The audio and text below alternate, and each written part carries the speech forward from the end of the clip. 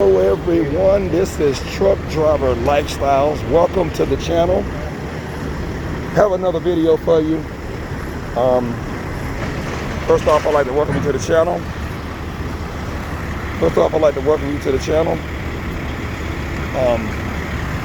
Please subscribe if you like the video. Like the video, share the video. But this is a flatbed load, and he's actually backed up to a dock. As you see, the forklift driver is unloading at a dock most of the time with a flatbed. I did numerous years doing flatbed, and most of the time with flatbed loads are being loaded out in the yard. I'd say like out here. And he would just park anywhere out here, and the forklift is able to unload him off with the side. As you can see, the onions, these are onions, and they're actually loaded on each side. They're double parked in the middle of the flatbed, so he's able to get to both pallets from both sides. He's able to ride right up on that flatbed from that dock. It lines right up with the dock, just like a dry van or just like a container could line up with that dock as well. So the driver is on the other side. He's folding his tarps, and you see he got his straps and stuff laying here on the ground. He has to get all that stuff up. He has his bar right there. Uses that to unlock the winch on the side right there, where you have to unlock the straps and then loosen the load, take the tarps off, fold the tarps, and while he's folding the tarps, the forklift driver will then come and unload this particular load.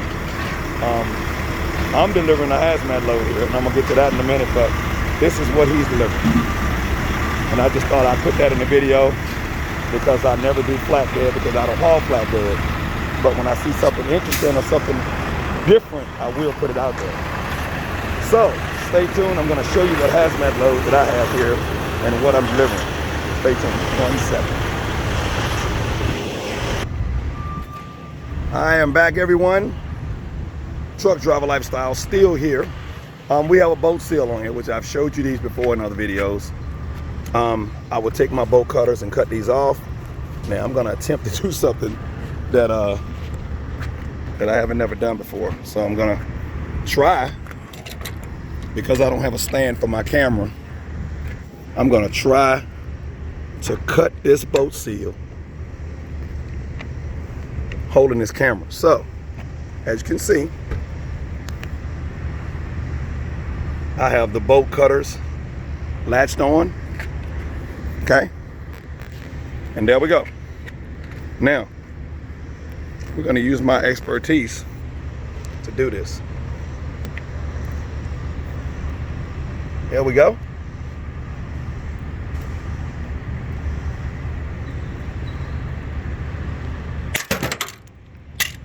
There we have it. And I did it. I didn't know how that was going to turn out, but with me holding the camera. But the seal is broken. Now,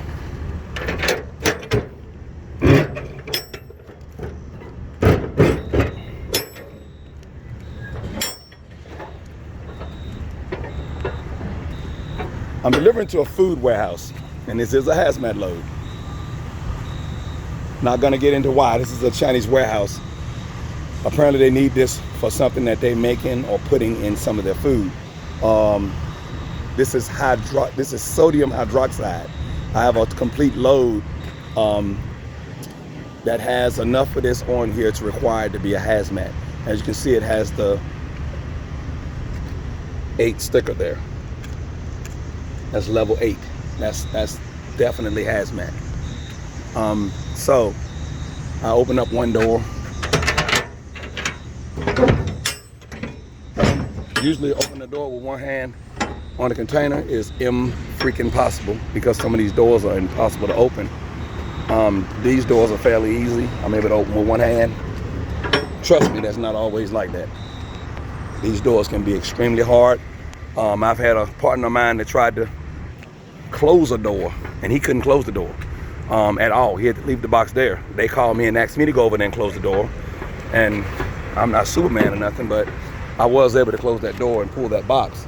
but these things can be real tough to pull. A lot of times when they're being hauled on the water, these hinges get real rusty, and they get old, and it makes it impossible to open and close these doors. I have seen it where it does take 2 people, sometimes 3 people, just to open and close a door. As you just saw, I opened these. This is a fairly old container, but the doors are still opening fairly easy. So there you have it. They have the load protected, as you can see. You can't really see what's in there. You can see the load here. That's what's behind there, these little boxes. There's a bunch of these boxes in there. There's a bunch of that in there. So what's going on here is they put these pieces of wood back here to kind of block the load from falling out. You have a net there. As you can see, there's a net here. Okay, and that net don't always hold. These are little small boxes. So they can easily just, as you can see up there, they look like they could be coming out or whatever. So what they do is they put the net up here, and then they put this wood here. And you see this wood here, and you're still able to see what's back here, so that way the wood is not blocking what's behind the wood. You can still, they cut these little holes open here so you can see what the product is, okay? And you're able to see that. And they put that up there just to keep the load from, like, when I open the door, it don't fall out on me, or they don't lose or damage their product. So I just thought I would share that with you today. This pretty much concludes the video. As you can see, the guy's over there unloaded. He just took the last pallet off, and then the driver's about to actually fold his tarps. I thought he was doing that on the other side. So apparently he was doing that on this side. So let me pause for a second. I'm gonna go over there and I'm gonna video him doing that. Hold on. 1 second, guys. And I am back. It has been a long time since I have bothered with folding tarps on a flatbed. Forever and a day. I did it back in the day for a long time. As you can see, he's having to go from one end to the other. I've done this for several years. Well, I did it for not several years. I did it for a little while. I did some flatbedding, but he's having to go from one end to the other end, fold, corner to corner, line up.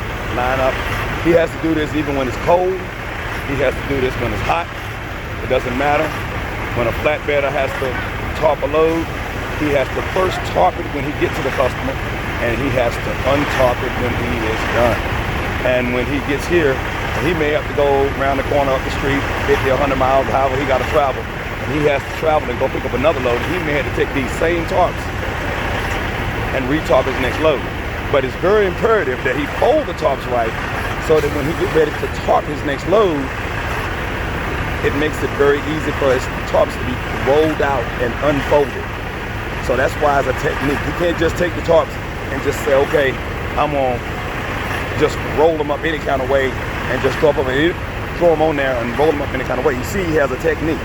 He has to go from one end to the other end, one end to the other end, one end to the other end, one end to the other end.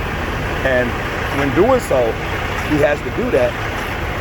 He has to do that, and he has to keep rolling them until he get everything perfect the way he needs it. As you can see, he's doing left, he's doing right, he's doing corner to corner.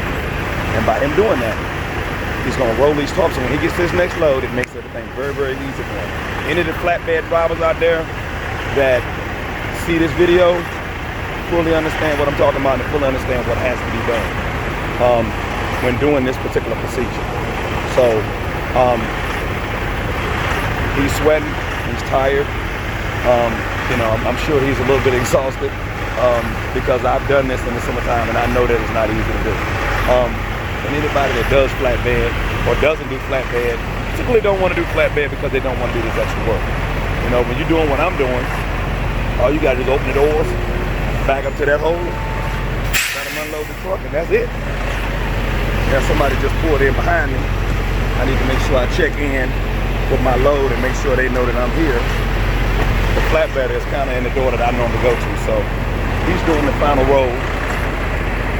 He's gonna get that final roll in there, and he's gonna go from that top end, and he's just gonna roll that tarp and roll it all the way up. Remember, guys, at 50 subscribers, I am giving away a $25 gift card. All you have to do in order to be able to get into that drawing is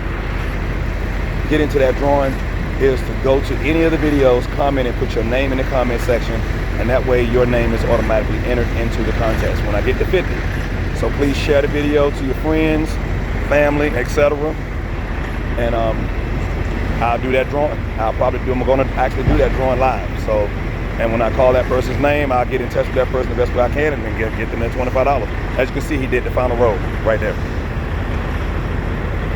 And he has got his hands on his hip because his backbone can't slip in this situation. So this is not an easy job, guys. You know, so flatbedding is not for the faint of heart. It's for the, you have to be willing to do the extra work. That's why flatbedding usually pay a little bit more because of that. So this concludes the video, guys. Any questions about anything, please put it in the description. Subscribe, like, share the video, please. And by all means, thanks for being here. Thanks for hitting this channel. This concludes the video, and I'll see you in the next upload. He's about to muscle that thing up and put it on the truck. That is definitely one of the hardest parts of that job, right there. Okay, guys. See you in the next upload.